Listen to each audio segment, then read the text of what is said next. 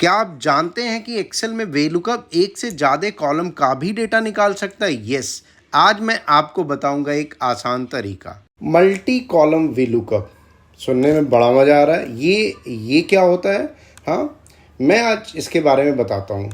VLOOKUP generally क्या होता है ना कि एक बार में एक ही कॉलम के वैल्यू को ले आता है, लेकिन मैं आज आपको बताने जा रहा हूँ कि VLOOKUP का यूज करके एक ही बार में आप मल्टीपल कॉलम की वैल्यू को कैसे फिल कर सकते हो, राइट। सो इसके लिए बहुत ही आसान ट्रिक है, स्टेप बाय स्टेप आप सुनिए, बिल्कुल घबराने की ज़रूरत नहीं, बहुत ही बेसिक से मैं आपको बताता हूँ। लास्ट वीडियो मैंने आपको बताया था कि एम्प्लॉई आईडी के अगेंस्ट नेम और सैलरी मैं खींच के ले आया था, लेकिन वहाँ पे क्या किया था, दो बार मैंने VLOOKUP अप्लाई किया था, एक बार सैलरी लाने के लिए, एक बार नेम लाने के लिए। अब मैं आपको क्या बताऊंगा कि एक ही बार VLOOKUP अप्लाई करके सैलरी, डिपार्टमेंट, लोकेशन, नेम सब कुछ ले आऊँगा। तो चलिए शुरू करते हैं। सबसे पहले लिखेंगे VLOOKUP, ठीक है। अब लुकअप वैल्यू में आपको एम्प्लॉई आईडी लिख देना है, यहाँ पे कॉमा प्रेस करेंगे और इस आईडी के रेफरेंस में हमें दूसरे वाले टेबल से नेम, सैलरी, डिपार्टमेंट, लोकेशन लाना है। सो वो दूसरे वाले टेबल पे मैं क्लिक करूँगा सिंपली और पूरे टेबल को यहाँ से सेलेक्ट कर लूँगा, ठीक है। सेलेक्ट कर लूँगा और कॉमा प्रेस करूँगा और यहाँ पे 2 लिखूँगा क्योंकि नेम जो है दूसरे नंबर पे है, 2 लिखूंगा, फिर कॉमा प्रेस करके फॉल्स के लिए मैं 0 रिप्रेजेंट करूंगा। लास्ट वीडियो में मैंने फॉल्स के बारे में बहुत ही डिटेल से बताया था लास्ट में, तो आप जाके चाहे तो वीडियो देख सकते हैं। और एंटर प्रेस करूंगा। अब आप देख सकते हैं कि एम्प्लॉई आईडी के अगेंस्ट राजेश कुमार यहाँ पे मेंशन है, एकदम इजीली आ गया। लेकिन मैंने आपको कमिटमेंट किया है कि एक ही बार लुकअप लगा करके सारे कॉलम की वैल्यू को मैं ले आऊँगा। अब मैं VLOOKUP दोबारा नहीं लगाने वाला हूँ। समझिए क्या है। अब सिंपल से एक ट्रिक क्या है कि आप इसको जो है शिफ्ट के साथ, इससे पहले आप डॉलर लगा दीजिए। डॉलर लगाने का मतलब क्या होता है कि इस कॉलम को A2 को मैंने अब A वाले कॉलम को फ्रीज कर दिया। अगर A से पहले डॉलर लगाया तो A को लॉक कर दिया।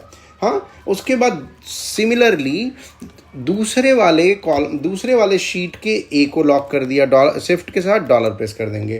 तो ऐसा मैं लॉक क्यों कर रहा हूँ कि जब मैं इसको कॉपी पेस्ट करूंगा ये फॉर्मूला हर जगह पे ना, तो वो अपने आप क्या है कि ये सीरीज के हिसाब से A2 को B2, हाँ, उसके बाद ये C2 D2 ऐसा करता चला जाएगा।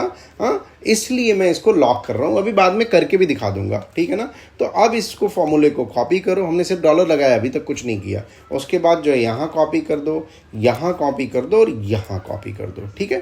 तीनों कॉलम में मैंने कॉपी कर दिया, ठीक है। अब क्या करना है, नेम तो दूसरे नंबर पे था तो मैंने यहाँ 2 लिख दिया था। तीसरे नंबर पे अब देख भी लेते हैं, तीसरे नंबर पे सैलरी है, चौथे नंबर पे डिपार्टमेंट है, 5वें नंबर पे लोकेशन है। हमें कुछ नहीं करना है, यहाँ पे सिंपली आओ और सिर्फ कॉलम इंडेक्स नंबर को चेंज करना है। यहाँ पे लिख दो 3, यहाँ पे लिख दो 4, ठीक है 4, और यहाँ पे आपको क्या कर देना है, यहाँ पे कर देना है 5, ठीक है।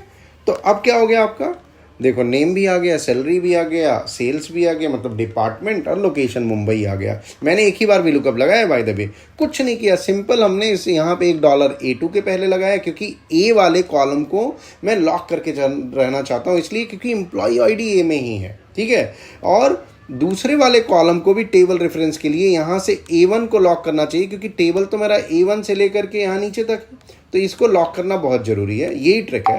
अब इसे कॉपी कर लो सीधे और यहाँ तक ले आके पेस्ट कर दो नीचे तक। आप देखो कि पूरे एम्प्लॉय की डिटेल यहाँ तक आ चुकी है, नेम, सैलरी, डिपार्टमेंट एंड आपका लोकेशन, ठीक है।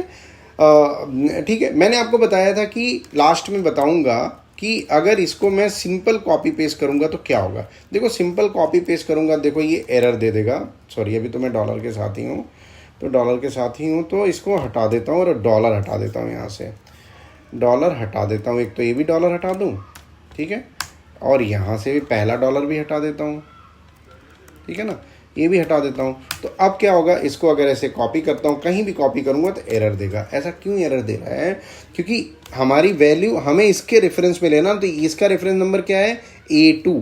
अब यहाँ पे क्या हुआ, यहाँ तो A2 ठीक है, लेकिन जब इसको यहाँ कॉपी किया तो क्या कर दिया, वो C2 कर दिया, यहाँ कॉपी किया तो D2 कर दिया, ठीक है।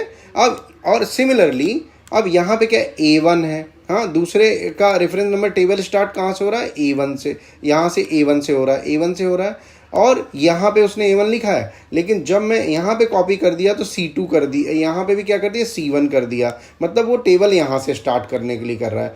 तो क्या कर रहा है वो, एरर इसीलिए आ रहा है कि ये आपको मैंने बताया था कि पिछले वीडियो में बताया था कि एम्प्लॉई आईडी, मतलब कोई भी एक कॉमन फील्ड होनी चाहिए दोनों के बीच में, और हमें एम्प्लॉई आईडी के अगेंस्ट ही ये डिटेल खींच करके लाना है। तो इसलिए मैंने इसको फ्रीज किया था। अब जब मैं इसको फ्रीज कर देता हूँ, ठीक है, और इसको भी फ्रीज कर देता हूँ, तो क्या होगा कि जैसे लॉक कर दूंगा इनको, तो अब जब मैं कॉपी पेस्ट करूंगा तो नहीं आए, ये आपको बता ही चुका हूँ। हाँ, अब यहाँ पे सिंपल 3 कर दिया, क्योंकि एक बार मैं कंट्रोल Z कर चुका था, तो और यहाँ पे 4 कर दिया, और यहाँ पे मैं 5 कर दिया, तो आप देखो कि पूरा आ गया। अगर ये वीडियो आपको पसंद आया हो तो चैनल को सब्सक्राइब जरूर करें, और लाइक और शेयर करना मत भूलें, जिससे आने वाले इंपॉर्टेंट वीडियो मिस ना करें। Thanks for watching the video.